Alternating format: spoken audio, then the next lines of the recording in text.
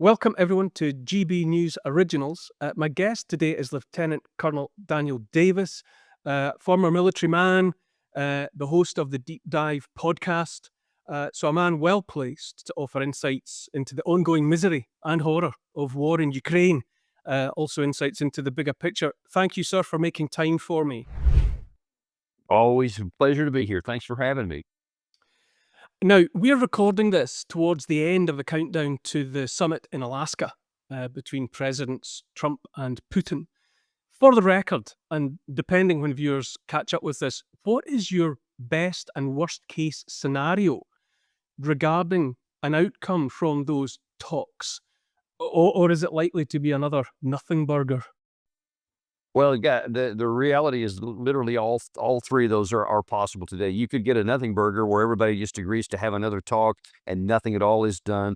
Or there could be a best case scenario where there is some kind of an agreement to hold, even if it's an air ceasefire initially and possibly leading to a full ceasefire, that would be great. Worst case scenario is that the two sides don't come together at all, that there's anger between the two sides. One says, I want you to agree with this. The other says, not only no, but hell no. And Trump comes out and says, we're going to put more sanctions in. Russia says, okay, then the talks are off. And we're just going to increase our combat on the ground until we grind to a military victory. I think that would be the worst case scenario.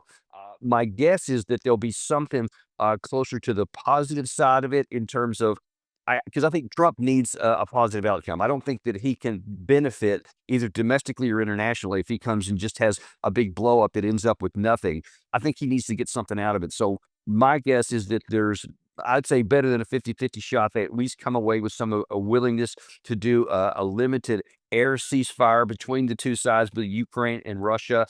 With the hopes that there's more. And then, of course, the biggest one is that there would be the hope that there could be a Putin, Trump, and Zelensky and potentially European conference after that. That would be the absolute best case scenario, I think.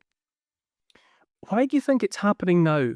You know, as a casual observer, a regular man in the street, I watch and I've seen President Trump flip-flop between sanctions, between promises of peace, promises to support Europe's red lines, liking Zelensky, not liking Zelensky, back and forth, back and forth. The 50-day deadline, the 10-day deadline. What has crystallized this moment for us? Well, that's part of the problem because it went from 1 day to 100 days to a few days to a couple of weeks to 50 days to 10 days to no days. Nothing ever happened with any of them. And now then, we're left to try to wonder because Trump again says there'll be severe sanctions if I don't get what I want here. I doubt very seriously that's going to happen because he doesn't have any leverage. Trump doesn't, either financially or militarily. There's literally nothing that he can bring to the table here that is going to compel Putin to do anything that Europe, or Ukraine wants. And that is the absolute essential thing to understand heading into this, is that when it comes terms to leverage, Russia has all of the cards. Now, Trump has a few, but very few. And he can move things around at the margin. So my guess, and this is just a guess, is that Trump has recognized what's going on the battlefield and realizes that time is not on the Western side. And if you want to have any ability to influence events, to try and preserve something from the Ukraine side, earlier is better than later, because as we saw near Pokrovsk, and then now here in just the last 12 or 24 hours, additional developments in the Zaporizhia and in the Kupiansk area up in the north of the Eastern Front, there is more and more evidence that the Ukraine army is beginning to literally stretch and break in some areas. And if there is a big break somewhere, Russia, at least according to reports, has sufficient exploitation forces to be able to plug any kind of a gap and roll into it. It could literally unhinge the entire Eastern Front. I think that President Trump is aware of that, and it says, hey, we better do something now while I can at least get something. What would you say is the state of President Trump's credibility? You mentioned trust, but where President Putin has held the same line since his special military operation began, even Zelensky has held the same line pretty much since hostilities started in 2022. where lies the credibility of a US president who flips back and forth? And further to that, the way the war has been played by NATO slash the United States, taking into account the betrayal of Putin's trust after Minsk II, uh, the fact that the war in Ukraine has a much longer tail on it than most of the Western mainstream media likes to pretend. You know, what state trumps credibility, and does Putin have any reason to trust the West? If you're a US resident, let's face it, things feel uncertain right now. America's national debt, over $36 trillion and climbing. Inflation, still eating away at your savings. And the dollar, down nearly 8% this year, with more countries walking away from it. Meanwhile, the markets, one day they're up, the next day, trillions gone in a blink. So it's no surprise people are asking, where can I actually put my money and sleep at night?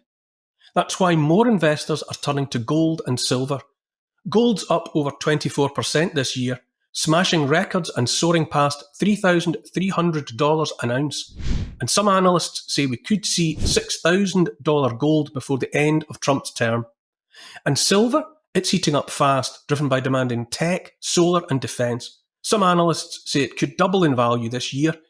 If you've been thinking about moving part of your IRA or 401k into gold or silver, tax and penalty free, our friends at Priority Gold make it simple. They're endorsed by Rich Dad's Robert Kiyosaki, ranked number 1 by Forbes and Financial Services Review, and trusted by thousands of everyday Americans. Right now, GBNews viewers can get a free wealth preservation guide from Priority Gold. It shows you exactly how to add real gold and silver to your IRA or 401k tax and penalty free. Step-by-step plain English, no pressure, just smart information you can act on. Just scan the QR code, click the link in the description below, or if you're a US resident, text WEALTH to 24999. That's WEALTH to 24999 and claim your free guide today. The price of gold can go down as well as up. Past performance does not indicate future performance. Only invest what you can afford. Well, that's just one of the interesting questions that almost never gets asked in Western media. So thanks for that, because it's really important for a Western audience to understand the almost the default position on anytime you look at any mainstream media in London or Washington or New York is that you can never trust anything Putin says. He lies all the time. He has no credibility, etc.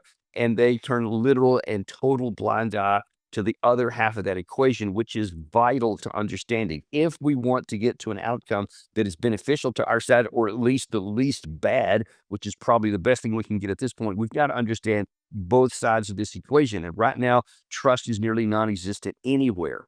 And, and you have to go back to February 2014 to see where a lot of the trust starts getting shredded from the Russian side in the West, because that's when after the events of the Maidan, a lot of violence turned in. It still was manageable, and you had a European, Russian, and Ukrainian delegation meet with then President Yanukovych. They had agreed, because of all the violence and the unhappiness with many in the western part of Ukraine, at the tilt to the east that Yanukovych had done economically. He said, all right, you know what? We're going to have early elections. We'll go back in. You guys can have another shot at this. The Russian delegation, according to Lavrov, said they agreed to it, knowing that almost certainly they would lose because the popular opinion had swayed over there.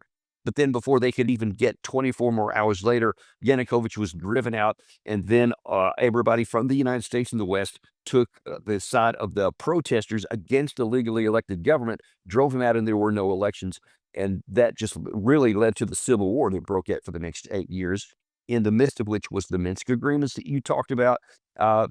And certainly we know, now it's from fairly common knowledge, that both France and Germany never intended them to be accomplished by the Ukraine side. They never did. The most important thing that they were supposed to have done was change their constitution to reflect limited autonomy for the Russian speakers in the eastern part of the country. They refused to do that, and therefore Russia refused to do its part, which is to withdraw military support from the the rebels in the east there, etc.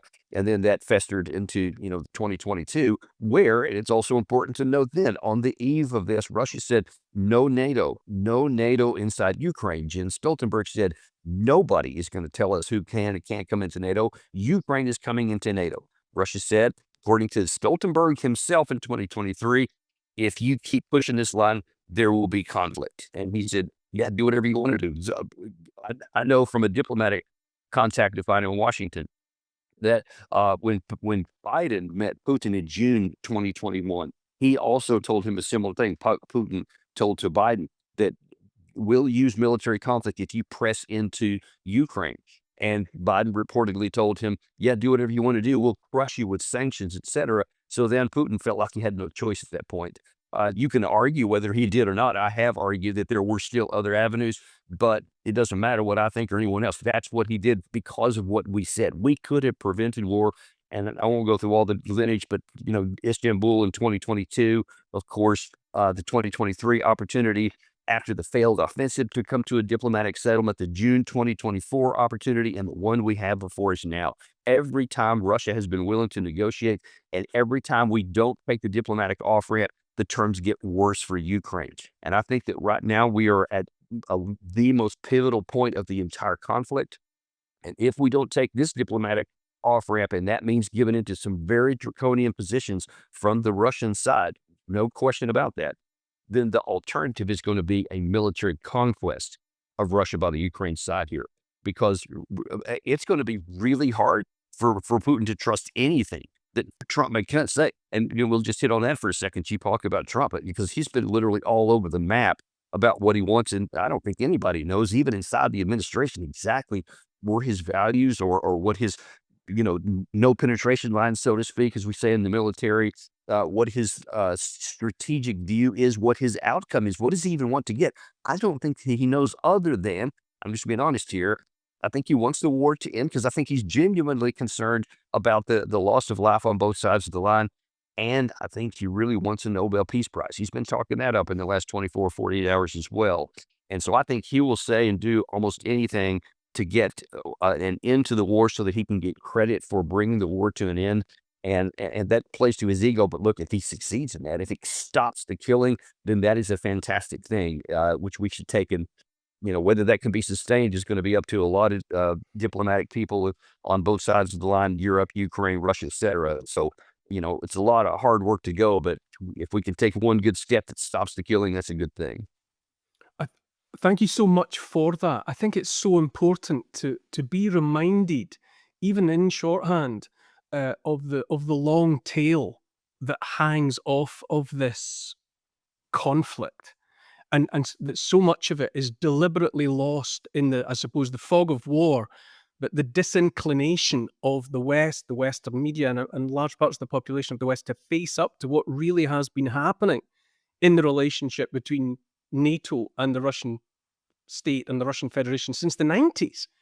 Almost beggars belief. But in that context, and leading on from that, what do you make of the constant refrain that we are certainly bombarded with here in Europe and Britain? This line that if Putin is not stopped now in Ukraine, that his tanks will roll across the continent until he's rebuilt the Soviet Empire and so on. How do you read the apparent immortality Yeah. of that line, that story? Yeah, it's you got to understand, it's always 1938 somewhere, right? There's always Neville Chamberlain's just lurking off in the corner, and there's always a Hitler lurking off in the other corner. And every time somebody we don't like is doing something, we bring up the bones of Adolf Hitler, and he's coming across, et cetera, to get us.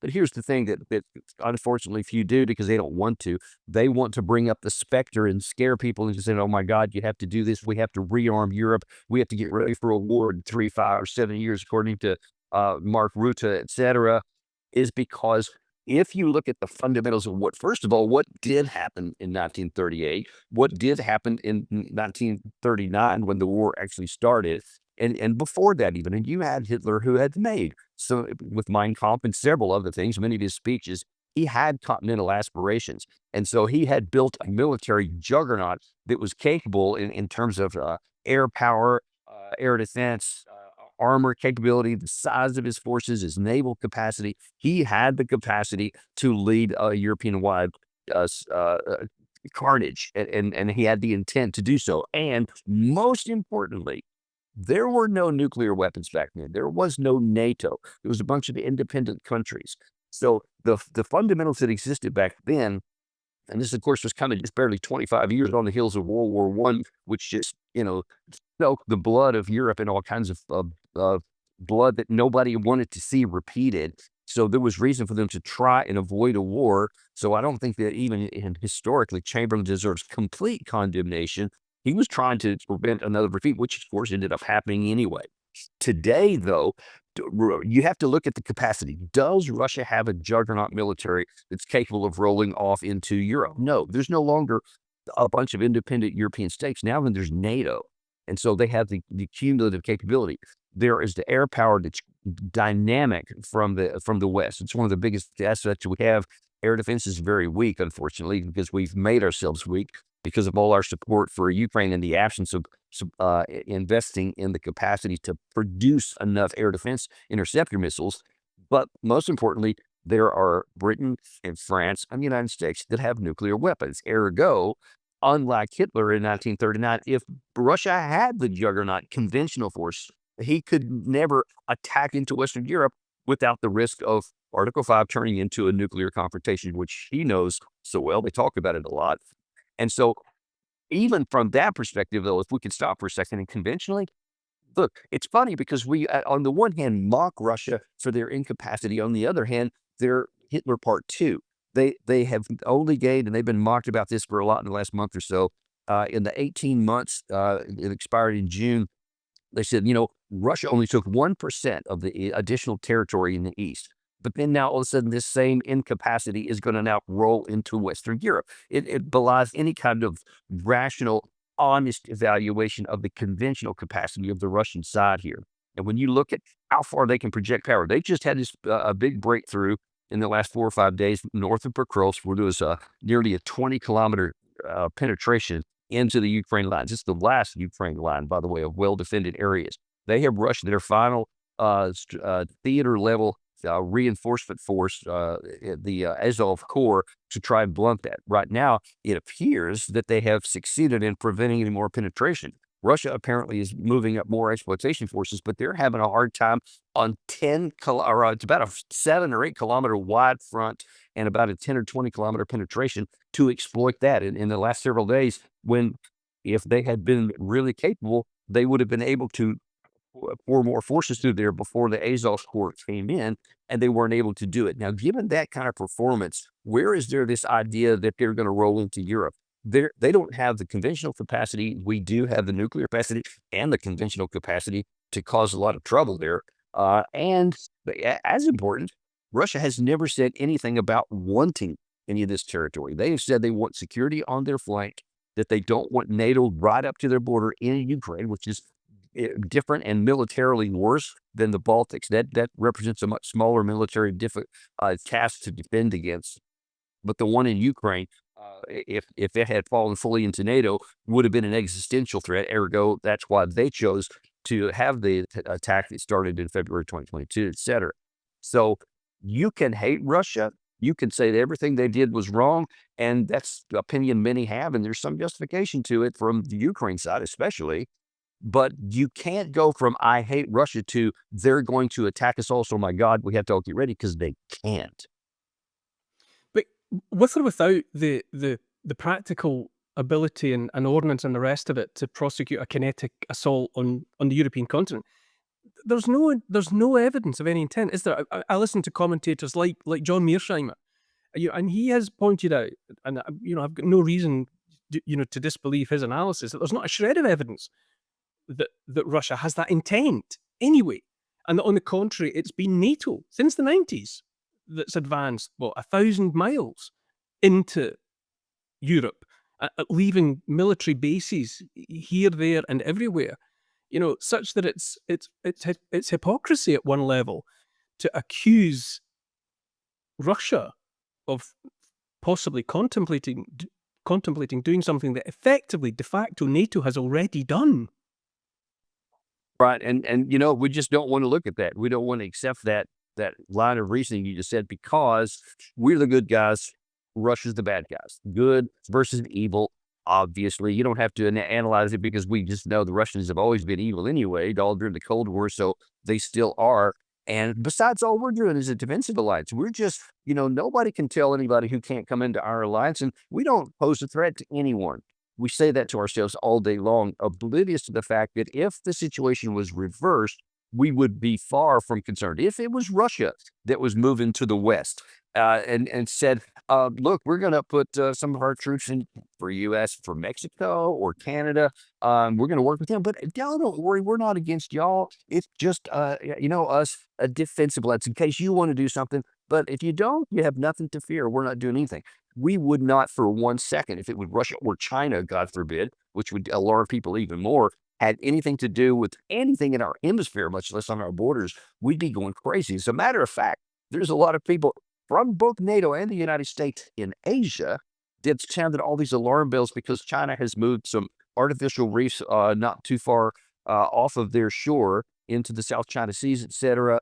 And we're going crazy about that, like their expansive power, et cetera. And these tiny little bases in an area where we have huge numbers of bases and troops and alliances. But just as one issue there in Asia, in their own region, is sending off alarm bells all through here. And we're talking about getting ready for a war there. But yet we're oblivious to what our actions do on the Russian side. They're just, you can take the national tags off. We're all people. And we have generally the same kind of reactions, even aside from different cultures, that if you move a military alliance close to your border, the other side is not going to view it benignly and they're going to react the same way we would. Unfortunately, we never use that kind of mentality to look at our own actions from a distance. And of course, you have then the security dilemma where I ramp up my military capacity and then they ramp up theirs. For example, you mentioned the eastward movement continues on. Now that Germany has troops in the Baltics, and Merz a couple of months ago made a big to-do and went there and talked about this brigade, armor brigade, which means an offensive capacity is part of a larger armored division that they could flood in there in the event that they needed to, they say. And Europe is on this big rearm program, $800 billion allegedly. Everybody's going up 5%. What do you think the Russian side's going to do when they see everything you're talking about getting ready for war? When they see Mark Rutte say, "Hey, we got to get ready for war in 3 to 5 to 7 years. That's like next week, next month, and next year in certain terms. And we have to really push and go faster because there could be war." The Russian side's not going to sit passively by on that. They're going to see the same thing and they're saying, "Well, we have to get ready even more." And then you'll have NATO go, "Oh, see, I told you, look at those nefarious guys. They're improving their military capacity because they want to come get us."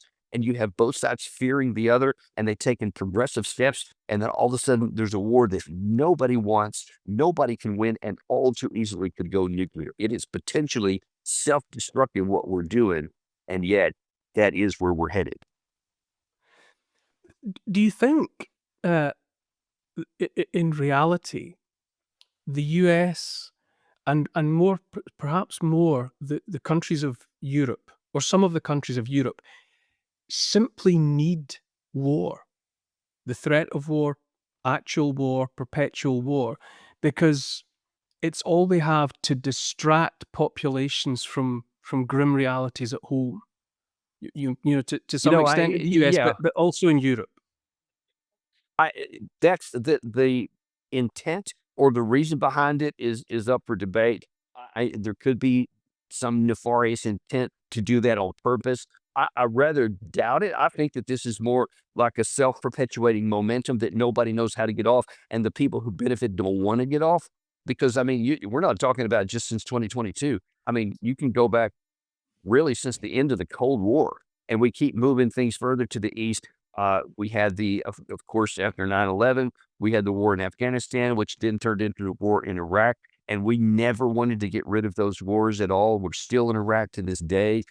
Only after 2 decades of absolute disaster did we leave that war. Of course, we lost because now the Taliban is still in control of it to this day, et cetera. But it was like pulling teeth to get even that war. There's so many people that to this day, David Petraeus being head of them, still says that was a disaster. We should never have left. We should still be there right now. They say that out loud and openly. We should still be in Afghanistan today to provide security, even though obviously our security hasn't changed one whit from the time we were there to the time we left.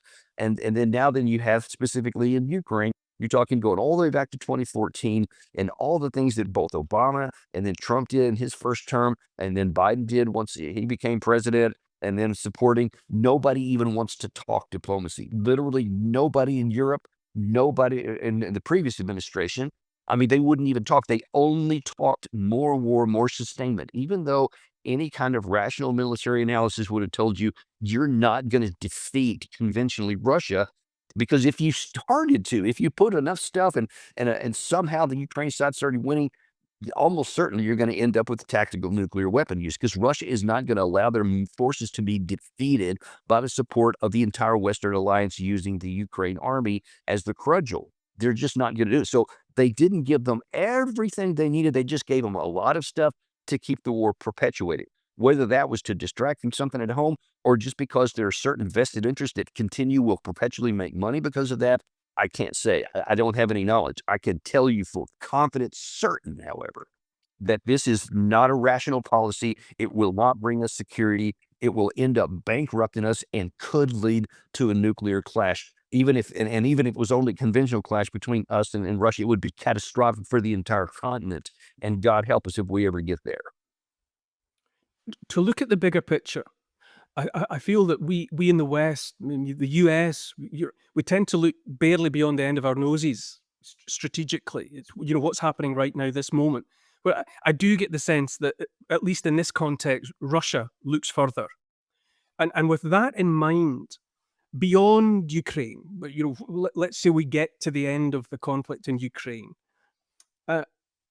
the game of sanctions that Donald Trump has been playing, I would say, I don't know what you think, has achieved what previously looked a lot less likely, which is to say that the BRICS nations, which were, it was coming together, but by his actions, he seems to have crystallized it into something much more solid than it was before. India, especially, is less inclined in the US direction, more inclined towards BRICS. Iran is there too, cleaving towards Russia. China, likewise. All of them, Brazil, arguably and and don't forget them understandably, either. all of them are coming together and agreeing that the US is just untrustworthy, and that all they want to do is business at the end of the day. So where do you put Putin's longer term strategy in that context? Yeah, that's one of the key things to understand both. I mean, you can say BRICS kind of at large, but I mean, even specifically Russia, China, even Iran, they always look long term, medium and long term. You have to take care of the near term because you can't get to the long term without it. But their primary focus is long term. And we've seen this BRICS been methodically moved beyond expanding, getting larger. Now it even includes Turkey.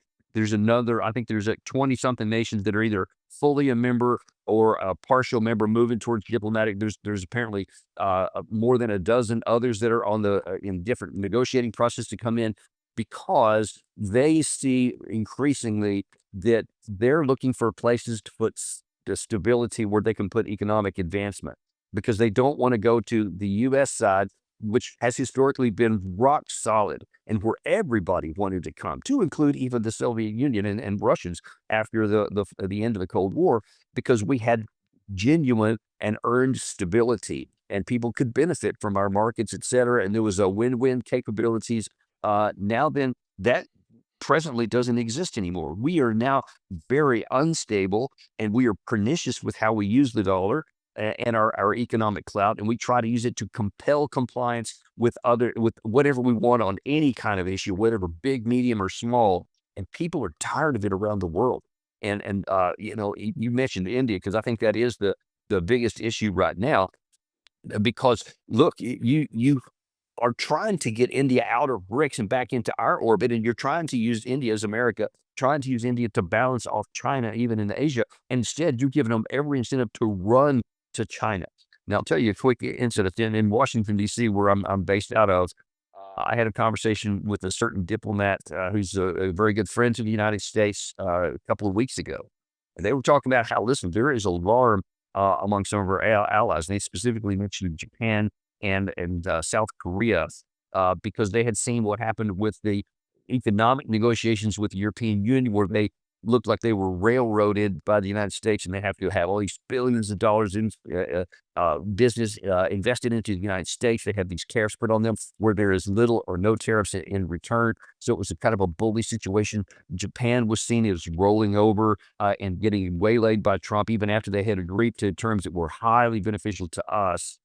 Then he announced even more so than, I think it was 400 billion is what had been agreed to for investment, and he just unilaterally declared it was 550 after writing 500 on a term. And now that's what you have American officials talking 550 like it's an agreed upon deal. South Korea felt like it was getting bullied. Well, this official told me that both Japan and South Korea, now China's whispering in their ear and they're saying, do y'all really want to go down that path? Is that really something do you think is your future in the medium and long term? Because look, we're offering, reasonable terms here. We're actually looking for win-win kind of situations. You don't see us invading anybody. You don't see us using our economic leverage to bully anybody into submission. You can accept Taiwan from that situation, but that's something going back to 1949. But in all other terms, you don't see that. Now, these guys mentioned, they said, now listen, we have a lot of bad history with China, so we hadn't forgotten that. But he said, for the first time, this is so important, for the first time, they're listening. And they're going, you know what? You're not entirely out of line here. I mean, some of those are legitimate, considered. Those are our friends. Now, imagine people who are in the gallery, the global south or other nations in Asia. I mean, we're providing every incentive to tell them we're not stable, we're not trustworthy, you can't count on us, and there is an alternative for the first time. The G7 is not the be-all, end-all economic, and you either do what we say or you wither on the vine. Now then, there is another alternative, and the longer that goes, the longer they develop, then the worse it's going to get for our side. One last question, and really, I'm after your opinion more than anything else. Is the Trump administration, the US, living in the past, and to some extent holding the European Union there? By Trump's rhetoric continues to be that of the world's policeman, that he has all the cards, that he has the muscle, and that if he decides to deploy it, then it's America's way or the highway. Is the administration, like others before it, just not waking up to the new reality of BRICS and the Yeah, rest? it's a combination of two bad things. The one is definitely that one, and we've seen that for a while now. We've been telling ourselves really since the Clinton administration first coined the term "the indispensable nation," and really in the '90s we were. There was no question about it. I mean, Russia was, economically was on its knees. Their military was rusting. Their navy was rusting in ports. Their military, their army was just a shell. And then China was still basically what they called a peasant army, which is the infantry-based army. It was not modern, et cetera. And nobody else challenged us. So we did. We controlled the 7 seas. We controlled the air. We controlled the ground. And we could literally do what we want. And you saw that with the expansion of NATO. And there's nothing that Russia could do about it. They complained, they argued, but in the end of the day, they knew they had no either financial or military wherewithal to do anything about it. And so we got into this mentality that that's a permanent condition. And so we don't have to work hard anymore. I mentioned that the Western military bloc was a legitimate and genuine source of stability and open arms and welcoming people from all over the world and gave people a chance to win stuff. We worked hard to get that. Obviously, a lot of it came forged in the forest fires of World War II and the aftermath, et cetera. But we maintained that for a long time. But then we got lazy and greedy and arrogant. And now then we think we don't have to work hard anymore. We can just rest on our laurels, and that'll never change. And so we still have that mentality today. And this is unfortunately equal skill in both Europe and the United States. And this is Democrat, Republican, doesn't make any difference. We're all guilty in that regard here, and we're blind to our own arrogance that we're not seeing the massive change that you just articulated very clearly and is there for anyone to see. And so instead of adopting to the change that now then there are 2 more power centers in the world, and it's a multipolar world, whether we want it to be or not, we're not even looking at that. We're just saying we want the old 1990 to just be extended forever. And so you have policies as though that's true, and it's not true anymore. And the longer we go with that, the worse things are going to be. That's one. The second one is, unfortunately, the current president of the United States is one that has no anchored value system. He doesn't have like a worldview that, everything hinges, and I try to bring everything together to match up to this worldview. He's, on the one hand, you can say he's a transactional person, which he's said a lot. But on the other hand, you can say, even transactionally, what's the objective here? Because it can change from day to day, as we've seen, we talked about earlier in this show here. And when you put someone who's mercurial and doesn't really have a foundation or any kind of value system that I can identify, that people can rally around with this arrogance and this want to go back to the past and cling to that forever, you got a pretty potent bad mix. We've covered a lot of ground in the last 30-odd minutes there, Lieutenant Colonel. Thank you so much. As I say, we will see in the hours ahead what happens in Alaska, but for being so generous with your time and so generous with your insight, thank you so much. Certainly my pleasure. Thanks for having me. I'm Neil Oliver. This is GB News Originals. Please like and subscribe and download the app.